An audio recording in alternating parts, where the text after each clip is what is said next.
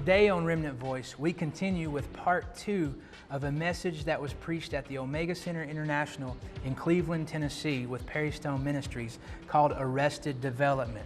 If you're a believer and you've been struggling trying to connect with the Lord, or you feel like your prayer life is being hindered, you want to see this message as your growth may be being hindered by the enemy, or you may have the symptoms of arrested development. So stay tuned and I'll be right back with you.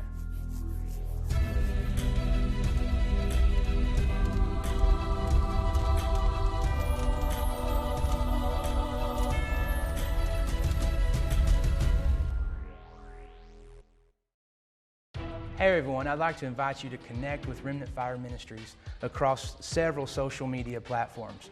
You can find us on Facebook at facebook.com/Remnant Nation. Also, you can find us on Twitter at twitter.com/Remnant Fire. We are on YouTube as well, and on YouTube I'll be posting and uploading videos and episodes of the show. You can find us on YouTube at youtube.com/The Remnant Fire.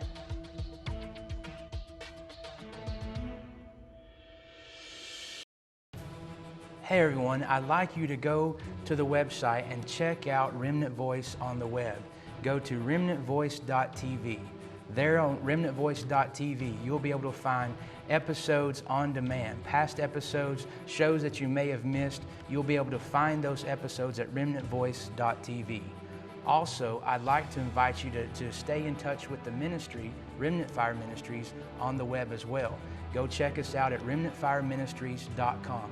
There on the website, you'll be able to read articles that are posted there. Also, you'll be able to keep track of the schedule that as I travel and minister at different locations, you can find out where I'm at by remnantfireministries.com, and then under the schedule tab, you can find out where I'll be ministering there.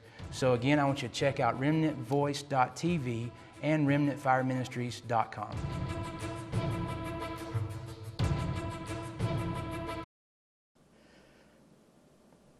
Verse 6, when a man shall take hold of his brother of the house of his father, saying, Thou hast clothing, be thou our ruler, and let this ruin be under thy hand. Look at that. Let's just pause right there for a second. He says, you have clothing, be our ruler.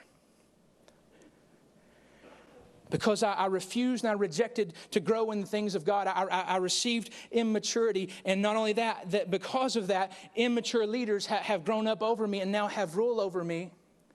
And so I'm at this point now where I have loss of revelation. I'm feeling oppressed. I don't know who I am. And the first person I see that looks the part, you have clothes. You have the right dress. You have the right sound. You have the right height. You have the right build. You have the right message. You be my ruler. You be my father. That orphan spirit that's inside of us is so crying out for true sonship and true fatherhood that we'll just link up with anybody that looks the part to be our father. This is what that's saying.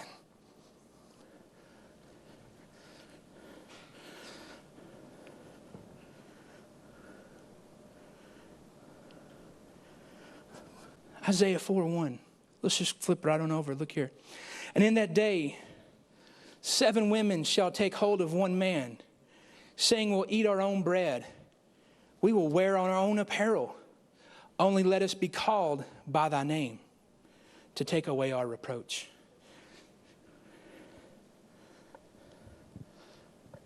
We'll eat our own bread. We'll get our own bread. We'll wear our own clothes. We'll make provision for ourselves. Don't worry about being the provider. Just let me have your name. I've so lost my identity because I've been raised under immature leadership and babes are ruling over me and children are my princes that I'm so lost and I'm so oppressed. I have lack of revelation that I'm so hungry for somebody to just give me a name. I'm hungry for identity. I'm hungry for a father. I need a name. Don't worry about all these other things. I'll take care of myself. Just give me a name. The results of a fatherless church is arrested development. It's oppression. It's lack of identity.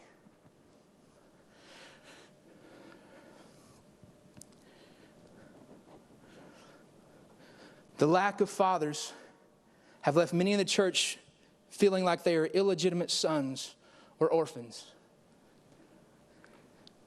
The feeling of abandonment has hindered our growth into the fullness of God and distorted our view of the Father's love. Listen to Ephesians 3:19. You can just write it down. You don't have to go there. Just write it down. And he talks about, and Paul is speaking, he says, and to know the love of Christ which passeth knowledge, that you might be filled with all the fullness of God. To know the love of Christ which passeth knowledge, that you might be filled with all the fullness of God. This feeling of abandonment as orphans has hindered our growth into the fullness and distorted our view of the Father's love. So we can't see Ephesians 3:19 manifested in the flesh. We can't see that happen throughout the body because we don't know who we are. We've lost our identity. We're feeling oppressed. We have no revelation. The bread has been stayed. The water has been stayed. There's a famine in the house.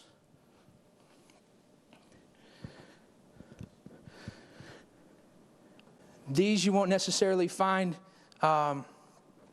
listed as scriptures, but as I was studying this out, these were some things that how to recognize what an orphan looks like or what an orphan feels like. And so if you're taking notes, you can just write down characteristics of an orphan spirit or characteristics of an orphan mentality.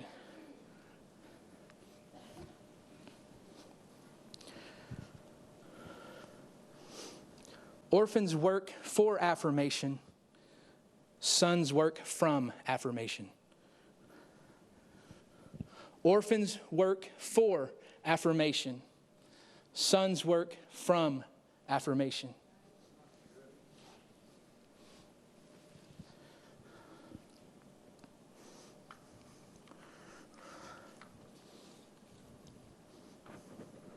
Legitimate ministry. God's original order. Legitimate ministry comes with the voice of a father and the identification of a son. In John chapter 12, Jesus was at the Jordan. He was being baptized. And as he was baptized, what happened? There was a voice that came out of heaven.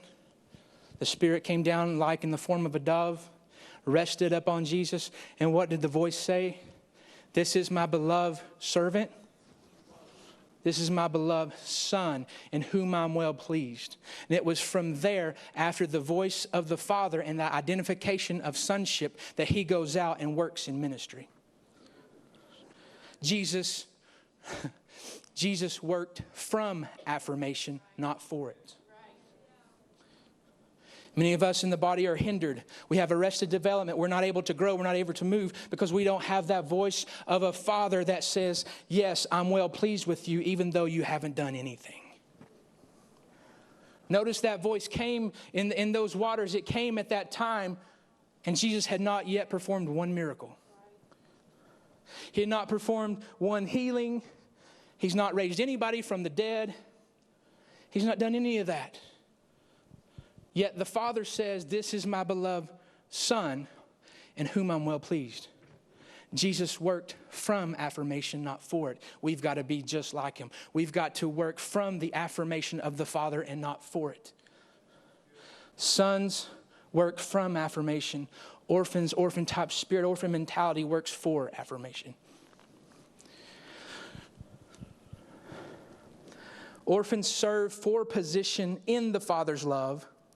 Sons serve from position in the Father's love. Hear me. Orphans serve for position. They're seeking a position in the Father's love. But sons, hallelujah, serve from the position of the Father's love.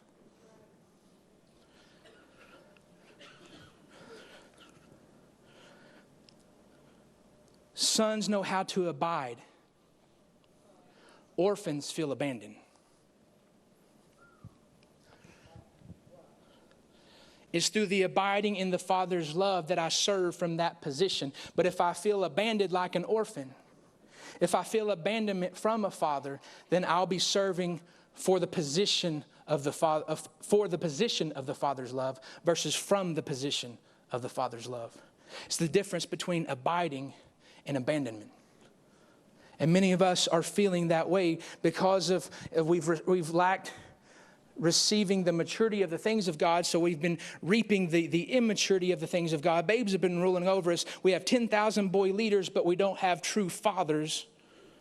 Because we don't have true fathers, there's been a stay of bread, a stay of water. There's been a lack of revelation, and there's been oppression. There's been lack of identity. And so I can't move out, and I feel fearful when I move out and try to go minister because I don't really know who I am.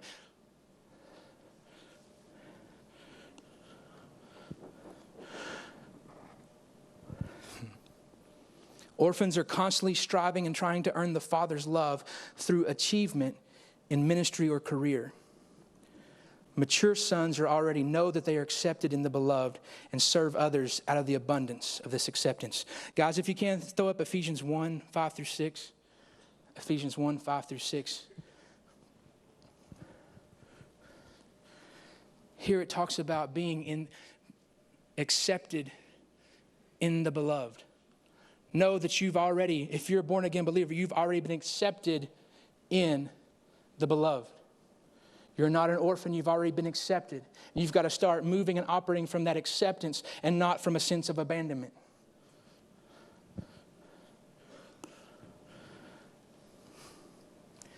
Orphans reject intimacy. Sons receive intimacy. Orphans reject intimacy. Sons receive intimacy. An orphan will say something like this: well, I'm just, if I really let them know who I am, they're just going to reject me anyway. And so you'll repeat this pattern, you'll repeat this cycle of allowing people to come so close and then you backing a little further back. You'll go through cycles where maybe the first 3 months, everything's right here, everything's going good, and everything's going great. But because that orphan mentality starts rising up, that little child on the inside, you may be 30, 40 years old on the outside, but that little child on the inside says, no, I've got abandonment issues. I can't allow this. I can't get here. I'm just going to get hurt again. And so instead of being rejected, you go ahead and reject first.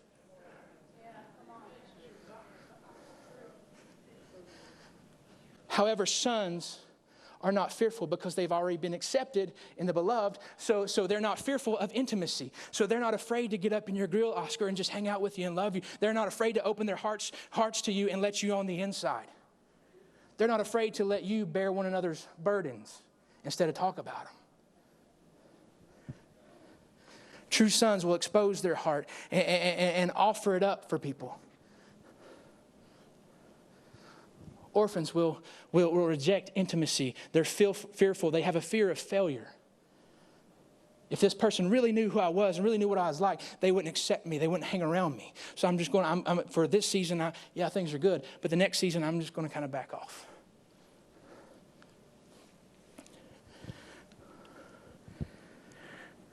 Orphans often use and entertain people to advance their goals. Mature sons equip people to advance the kingdom. Orphans often use and entertain people to advance their goals. Mature sons equip people to advance the kingdom. If I'm an orphan, I know there's some little bit of gift on the inside of me, and so I'll kind of prostitute that gift to lure you in so I can just step over you into the thing that I've set out as a goal. Whereas a true son, I'm about advancing the kingdom. A true son is, what's on your heart to do, man? Let's do this together. Let's yoke up side by side. I'll help you carry that cross, just like Simon did with Jesus. Let's do this thing together.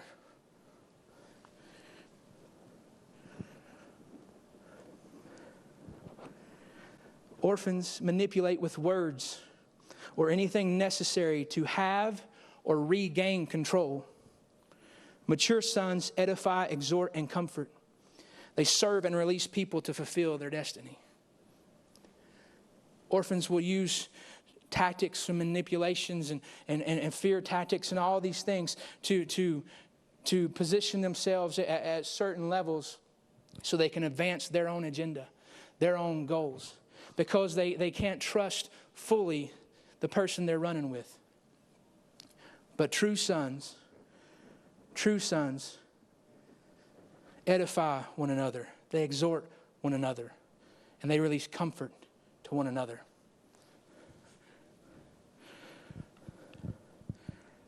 Orphans are jealous at the success of their brothers. Mature sons are joyful at the success. I'm just going to read through these because of time here. Orphans are in competition with others. Mature sons are in communion with others. A lot of what we're seeing in the body is not true communion. If it's true communion, there would be growth. If there was growth, there would be true communion. They're one and the same. But because a lot of what we're seeing is swelling, in swelling there's competition. In swelling, even in the body, it's competition in the body. I need more blood flow to get to that area to help heal it.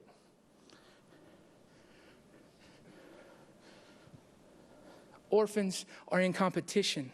Sons are in communion.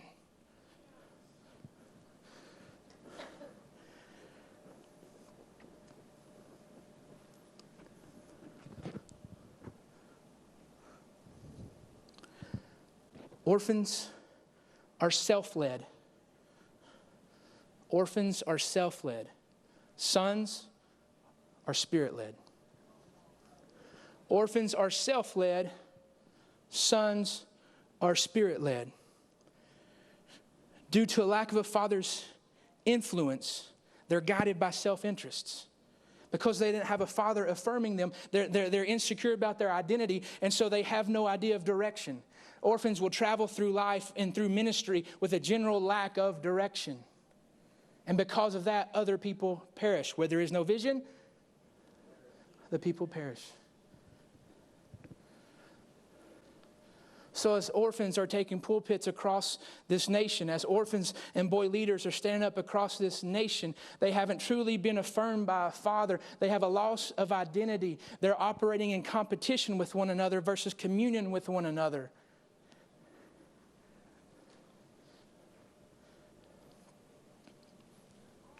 They're self-led and not spirit-led. Sons lean not unto their own understanding. It's Proverbs, guys. Orphans are going to lean to their own understanding because of lack of trust.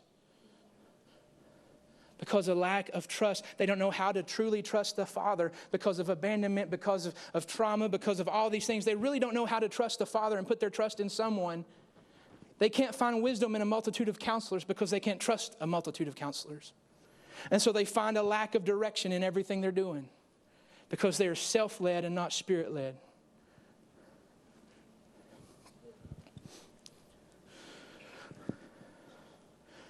I know this is kind of heavy, guys, but it's going to be good. I promise you. I promise you. It's health. It's health to the bones. Orphans perceive chastisement as criticism. Listen, this is a big one, guys. Orphans perceive chastisement as criticism, but sons know how to receive correction.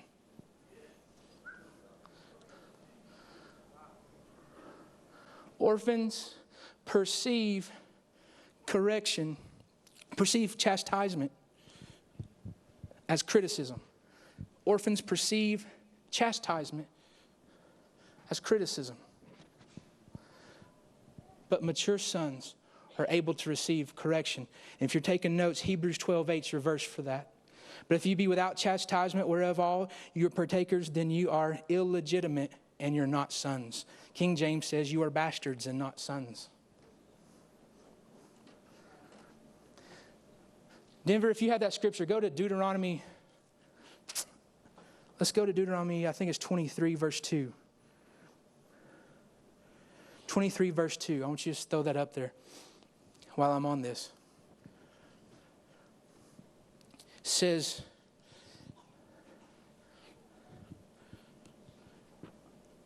orphans perceive chastisement as criticism. Mature sons know how to receive chastisement. Hebrews 12 says that if you can't receive chastisement, then you're not a son, you're illegitimate. King James says you're a bastard. Deuteronomy 23, verse 2, what's it say? Illegitimate birth, an illegitimate son shall not what? enter the congregation. Wonder why you're having trouble entering in the presence of God during worship?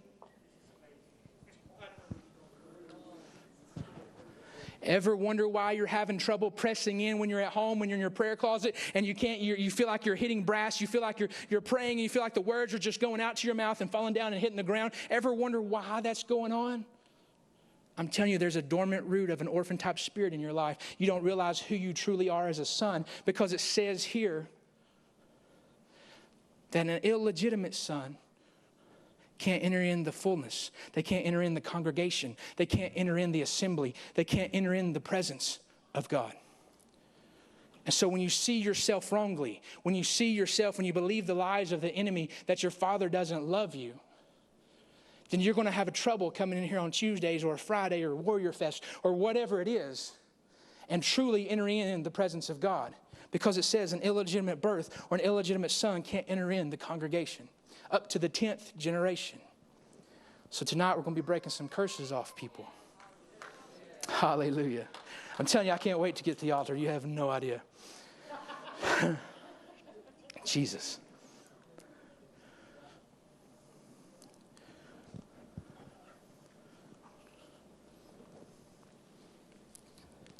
Guys, we're called to maturity. 1 Corinthians 13:11. Paul says, when I was a child, I spake as a child. I understood as a child. I thought as a child, but when I became a man, I put away childish things. How many of us men and women, but specifically I'm going to talk to you men for a minute. How many of us men have grown up in body and in stature, but we're still a child on the inside? We're still a child of understanding. The only thing, hear me, the only thing we're ever called to be childlike in is faith, not maturity. The only thing we're ever called to be childlike in is faith, not maturity. This is a call to maturity. 1 Corinthians 14:20 says, brethren, be not children in understanding. There it is again. Be not children in understanding, howbeit in malice be ye children, but in understanding be men. It says, understanding be men. And then Hebrews 5:12. Hebrews 5:12 says, for when for the time you ought to be teachers, you have need that one teach you again, which be the first principles of the oracles of God, and are become such as have need of milk, not desiring strong meat. For everyone that useth milk is unskillful in the word of righteousness, for he is a babe. He's saying you have to have teachers come back and teach you the basic things again, because that's like being held back. That's not progressing in the school of Christ. You have somebody has to come back and you're being held back a grade or being held back in position because you haven't learned the certain things and you haven't been taught the certain things. You haven't truly grown yet. So I'm going to have to keep you here until I really see you growing. You might be swelling, but you're not growing. And so I want to get you whole. I want to get you well first before I can send you out. Before Joshua and Israel ever walked around the walls of Jericho, they had to cut off some flesh. But after that, what happened? They didn't immediately cut the flesh off and go take the city. They stayed there until they were made whole. That's the part we always overlook. They walked in wholeness.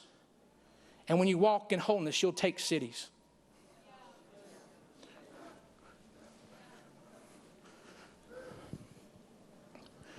Hallelujah.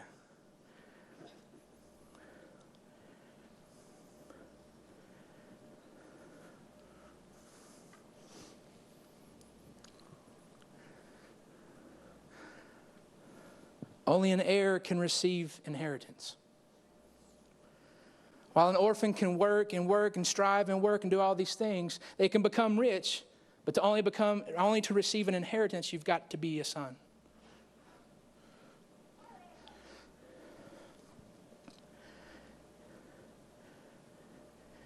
If we as orphans, if we have this understanding of orphans and we remain as orphans, then the enemy has already won. He's convinced us that there is no inheritance for us. There is no greater works for us to be operating in. We're not even worthy to go do it.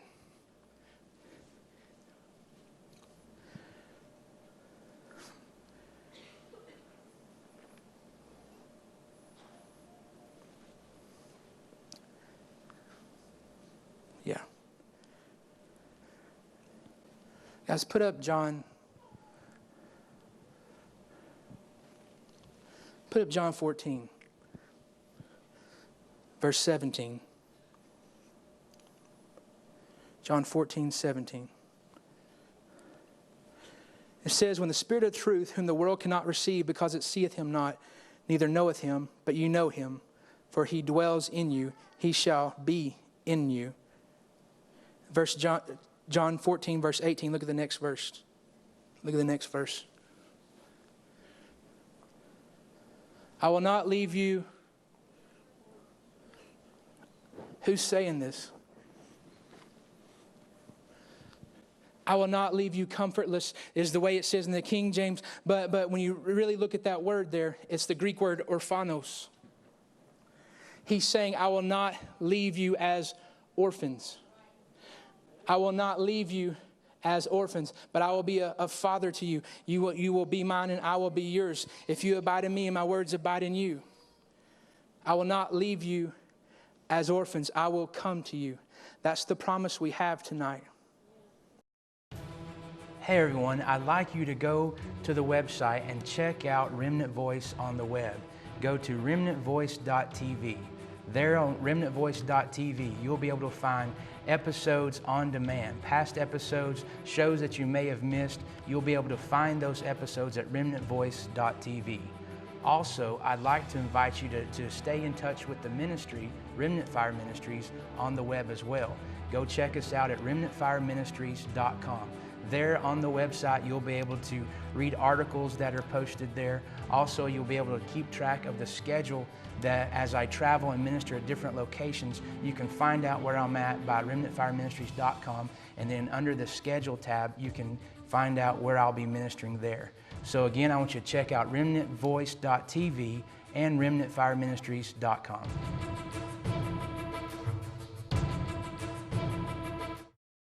Hey everyone, I'd like to invite you to connect with Remnant Fire Ministries across several social media platforms.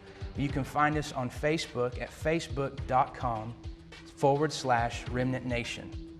Also, you can find us on Twitter at twitter.com/Remnant Fire. We are on YouTube as well, and on YouTube I'll be posting and uploading videos and episodes of the show. You can find us on YouTube at youtube.com/The Remnant Fire.